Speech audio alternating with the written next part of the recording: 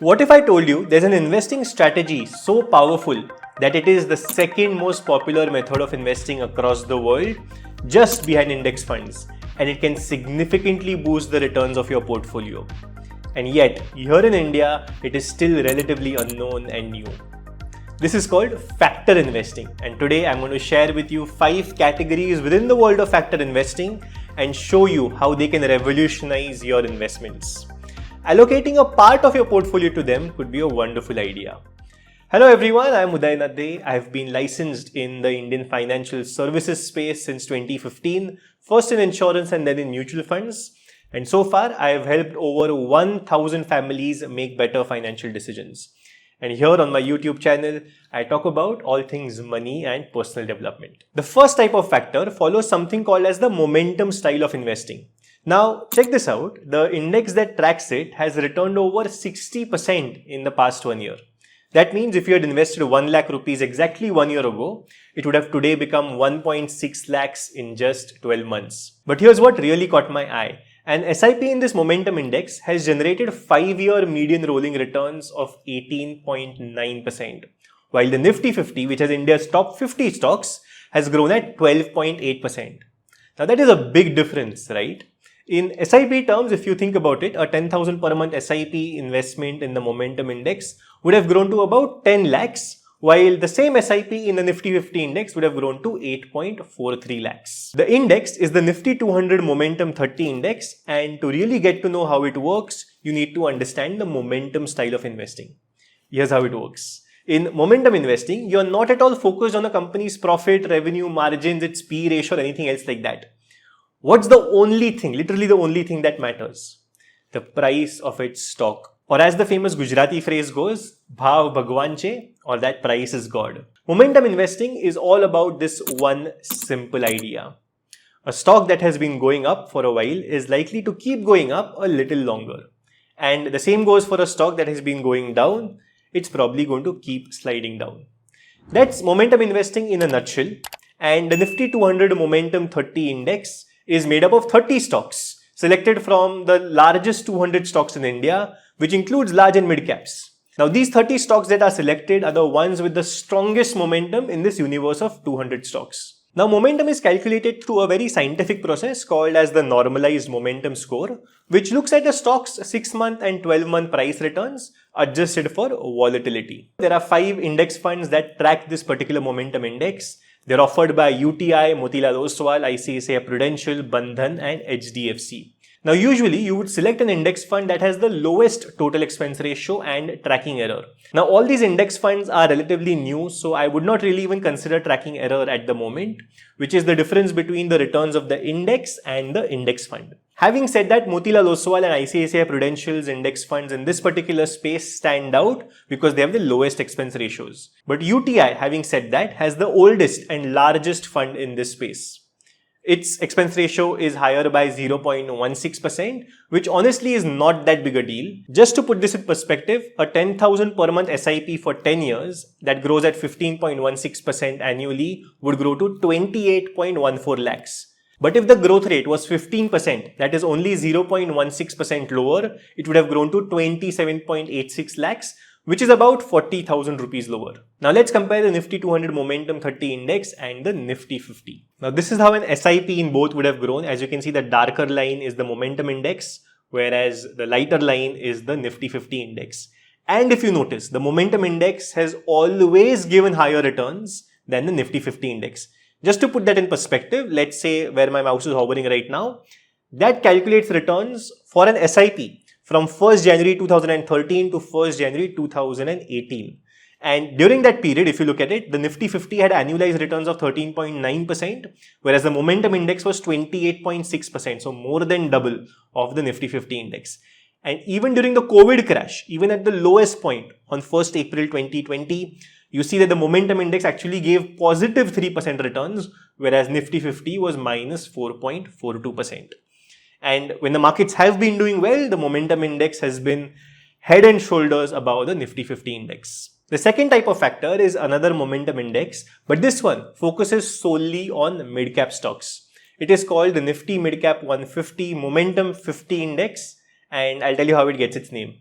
So it selects 50 stocks with the highest momentum from a pool of 150 mid-cap stocks.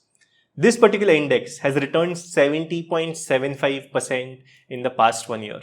How does it stack up against the normal mid-cap 150 index? Since April 2005, an SIP in the Nifty mid-cap 150 index has had a median 5-year rolling return of 18.9%, which means a 10,000 per month SIP in it would have grown to about 10 lakhs in 5 years. On the other hand, the Momentum Midcap Index has returned 24.1% and the same SIP would have grown to 11.66 lakhs. At the same time, when it comes to explosive, wonderful performance, the Momentum Index is the clear winner. For an SIP, it has delivered over 20% annual returns over any 5-year period, 65.9% of the time, which is insanely consistent. The Midcap Index has crossed 20% annual returns 41.6% of the time. So, what is my preferred way to invest in this particular space? I personally like to balance a mid-cap momentum fund along with a regular mid-cap fund.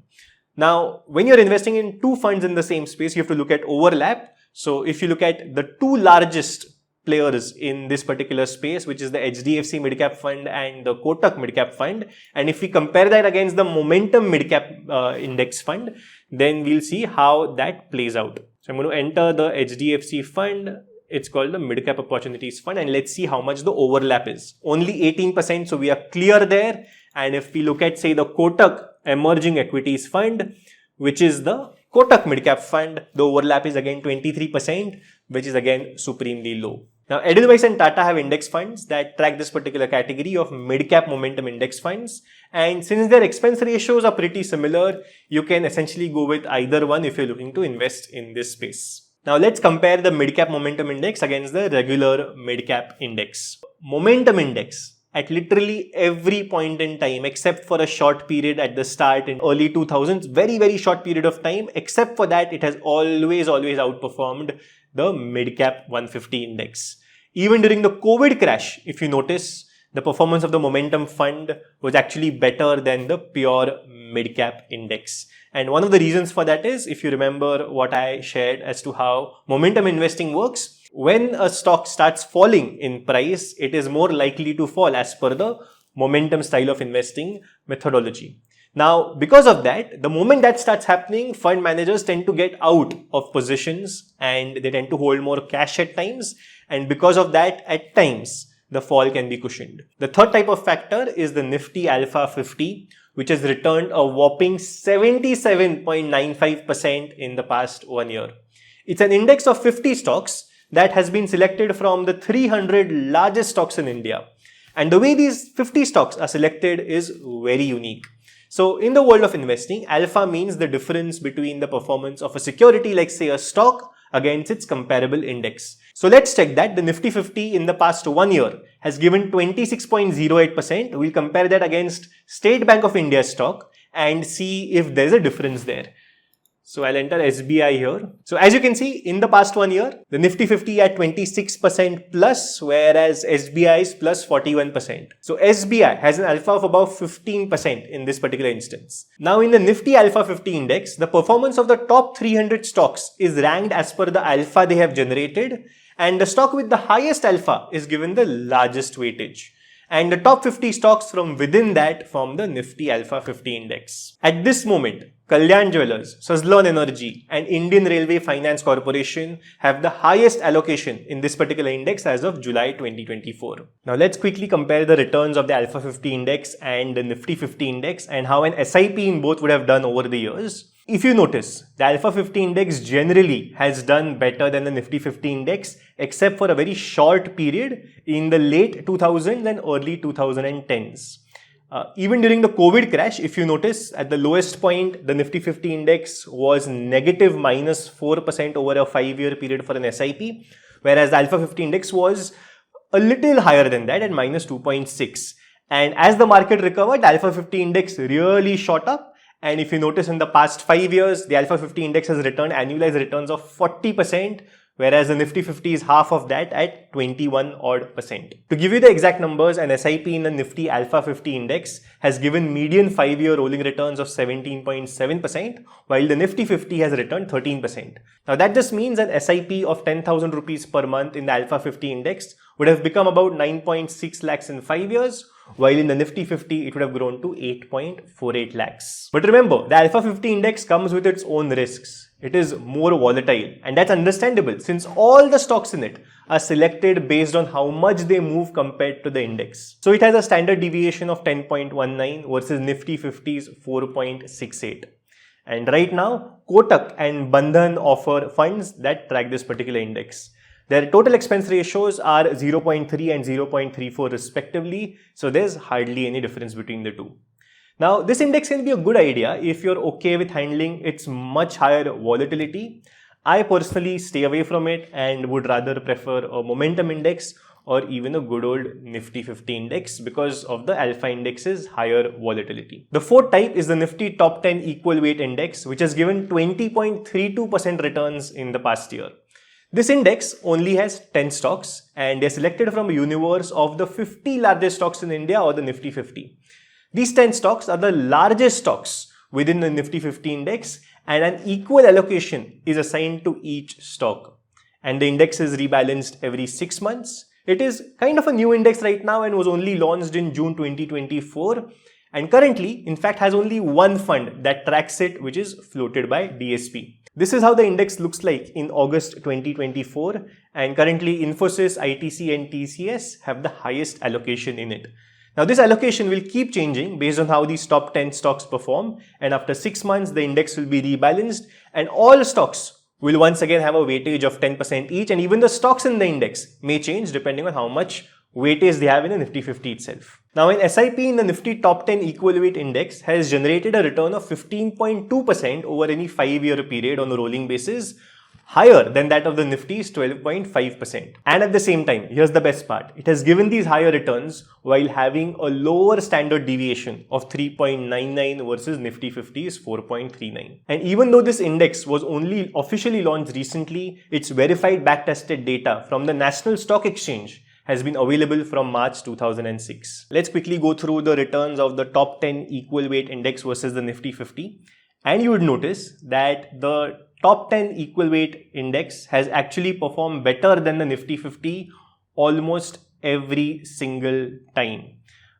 What's very interesting to note is that during the COVID crash, the Nifty 50 was down minus 4.4% on a 5-year annualized basis for an SIP, whereas the Nifty Top 10 Equal Weight Index was positive.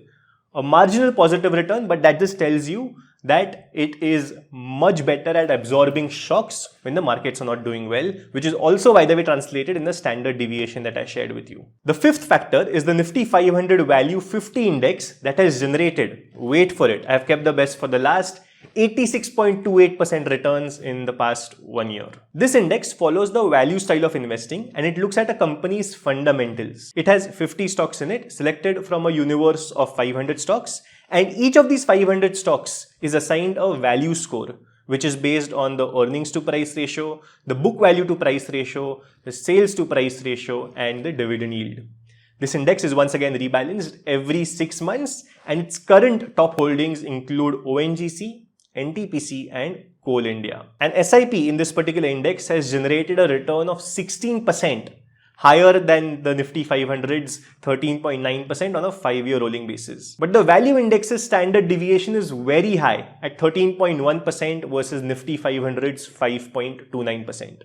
Now, value style of investing is generally considered safer and is traditionally known to perform well when the stock market is not doing well.